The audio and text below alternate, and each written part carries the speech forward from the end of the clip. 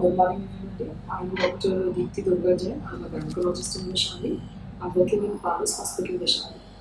Today, I'll be discussing about a very important topic in gynecology and obstetrics. This is related to the post-operative care of the cesarean patients. In India, the care during the pregnancy and during the delivery period is the utmost. It cannot be compared with any other country. But the post-operative period, which is very much important for the patient as well as the baby growth and the recovery of the cesarean patient. This is the thing which we are lacking in India. Here we don't take care of the things which are very important. And today I will be discussing and emphasizing on those topics. First of all, most important is the diet of the patient. The diet. In India, the patients are not being given normal diet or a protein high protein diet till 5 to 6 days post delivery, which is not good. For recovery of the patient, whenever the patient is being discharged, she is being given the normal diet before discharge of him.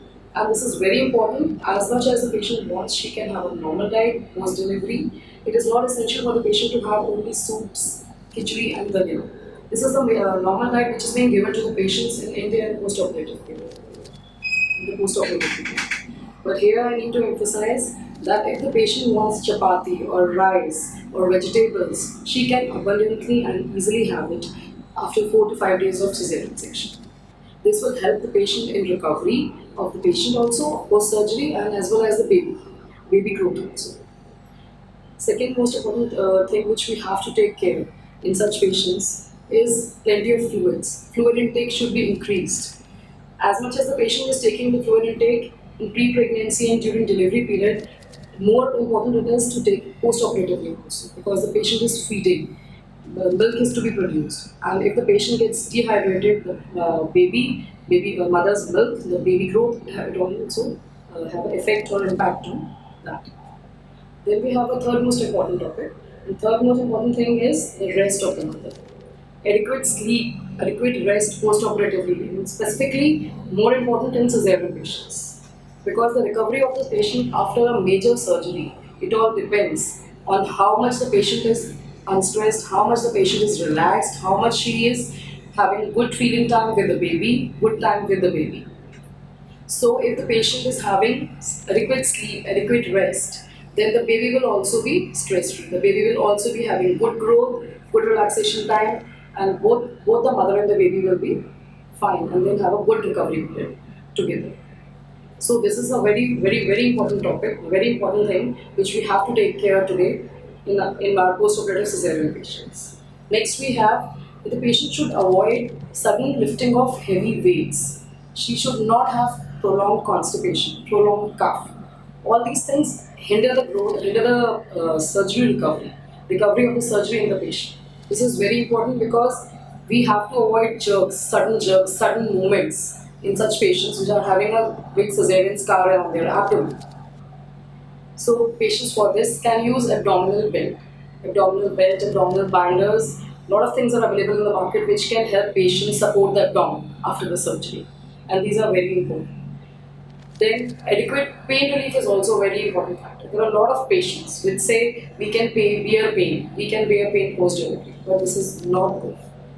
The medicines which are being given for relieving pain, they also relieve the stress factor, the frustration factor in the mother, which is very much high in the immediate post-operative mothers. So if the patient is having adequate pain relief, she will be stress-free, frustration-free, and the baby will also be good. So what we say is, happy mothers will have happy kids. So this is also a very, very, very important factor. Then one of the very important thing is exercises. Post-cesarean exercises, which is being very much misguided in our country. The patients try to avoid these exercises for more than 3 to 6 months post-delivery. They say till they are feeling good, they will not do exercises, but this is not good. The exercises, as soon as they start, within 15 days of the delivery or of the normal delivery or of the cesarean, that helps in the blood circulation in the body. We don't want to give patients heavy exercises for abdomen, but the exercises which we can do it for limbs, upper limb, lower limbs, then patient's back and shoulders, this all will help in the recovery of the baby, recovery of the mother, recovery of the cesarean surgery. And as the mother will recover good, it will have a good impact on the baby also. And the last and the most important thing is the postpartum mood changes, which is being taken very lightly in India.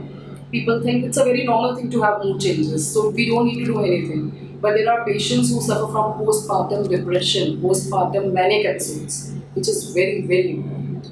And we need to take care of such mothers. Such mothers have to be treated and counseled completely so that it doesn't hinder the recovery of the patient and the growth of the baby. Both the things are very important. And last but not the least, contraception methods. It's very important. We have seen patients conceiving within 1 month of post-cesarean surgeries, post-deliveries. Post-operative periods are not the periods in which the patient will not conceive. It's a myth. It's a myth in our country. But it's not like this. Patients can conceive anytime post-operatively, anytime in the post-operative period. So they have to use some contraception methods or some family planning methods to prevent this pregnancy. Thank you.